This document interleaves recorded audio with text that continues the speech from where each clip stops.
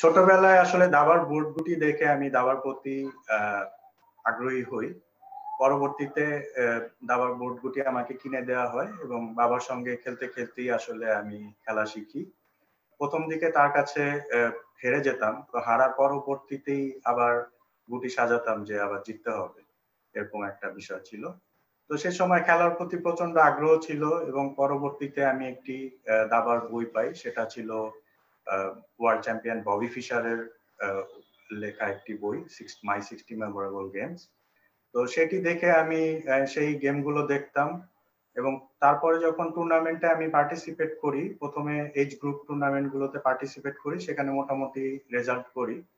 কিন্তু দেখা যায় যে তার মানে খুব দ্রুতই আমি ন্যাশনাল চ্যাম্পিয়নশিপে কোয়ালিফাই করি। তো সেই সময় ন্যাশনাল চ্যাম্পিয়নশিপে কোয়ালিফাই করাটা খুবই কঠিন একটা ব্যাপার ছিল, অনেক শক্তিশালী খেলোয়াড়রা খেলতেন তখন।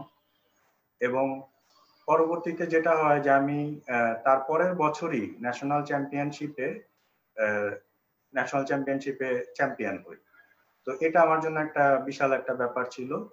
এবং তারপরে অলিম্পিয়াডে খেলি এবং বিভিন্ন ইম্পর্টেন্ট টুর্নামেন্ট গুলোতে আমি খেলার সুযোগ পাই এবং পরবর্তীতে আস্তে আস্তে আমি ইন্টারন্যাশনাল মাস্টারের নর্ম পূরণ করি এবং টাইটেল পাই।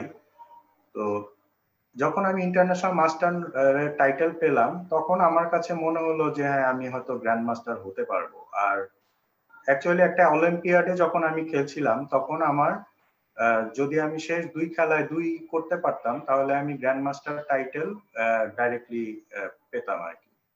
তো আমি প্রথম খেলায় জয়ী হই, পরবর্তী খেলায় আমার কালো ছিল।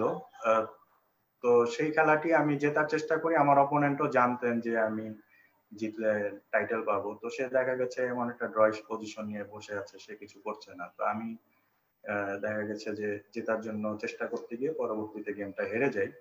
তো সেই সময় আমি টাইটেল পাইনি, কিন্তু একটি নর্ম পেয়েছিলাম এবং তখন মনে হয়েছে যে আমি গ্র্যান্ড মাস্টার হয়তো হতে পারবো। তারপরে আমি বিভিন্ন জিএম টুর্নামেন্টে খেলি। তো সে সময় জিএম টুর্নামেন্ট সেরকম ভাবে হতো না, সংখ্যায় অনেক অল্প ছিল, তাই খেলাটা কঠিন ছিল।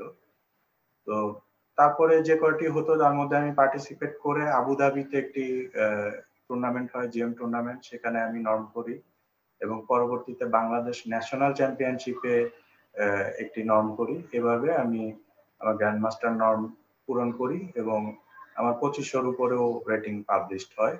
কারণ সে সময় আমি এশিয়ান চ্যাম্পিয়নশিপে আমি 10ম হয়েছিলাম, যেটা কিনা মানে খুবই কঠিন একটি টুর্নামেন্ট, এশিয়ার মধ্যে 10ম হওয়া, এবং সেখান থেকে আমি ওয়ার্ল্ড কাপে কোয়ালিফাই করি। তো এগুলো সবকিছু মিলিয়ে আমার 2500-র উপরে রেটিং চলে যায় এবং আমার যেহেতু 3টি নর্ম কমপ্লিট হয়, তো সেভাবে আমি গ্র্যান্ড মাস্টার টাইটেলটা পাই। আমি নতুন প্রজন্মকে বলবো যে এই গেমটা খুবই মজার একটি খেলা। হ্যাঁ, এমনিতে আপাত দৃষ্টিতে দেখতে খুব বোরিং মনে হয়, কিন্তু এটি আসলে খুবই মজার খেলা। যে একবার এই খেলাটি খেলেছে এবং এটির মজা পেয়েছে, আমার মনে হয় সে কখনো এই খেলাটি ছাড়েনি। হ্যাঁ, অন্যান্য যে খেলা আছে ওগুলো কিন্তু আমি বুঝি এবং ওগুলোর আনন্দ আমি পাই। তো সবকিছু মিলিয়ে তারপরে আমি বলছি যে দাবা খেলার যে আনন্দ, সেটা আসলে অন্য খেলাগুলোর মধ্যে এত আনন্দ নেই। তো আমি সেজন্য বলবো যে ইয়াং জেনারেশনকে অবশ্যই দাবা খেলতে। এটা খুবই আনন্দদায়ক একটি খেলা এবং এটি আসলে কিন্তু অনেক কম সময়েও খেলা যায়। অনেকের ধারণা আছে যে এটি মনে হয় ঘন্টার পর ঘন্টা ধরে খেলতে হয়, তা কিন্তু না। আমরা অনলাইনে অনেক সময় 2 মিনিট 4 মিনিটের খেলাও খেলি, এটা অনেক ফাস্ট একটি খেলাও। হ্যাঁ, তো সে কারণে আমি বলবো যে এটি খেলতে এবং এটাকে এনজয় করতে।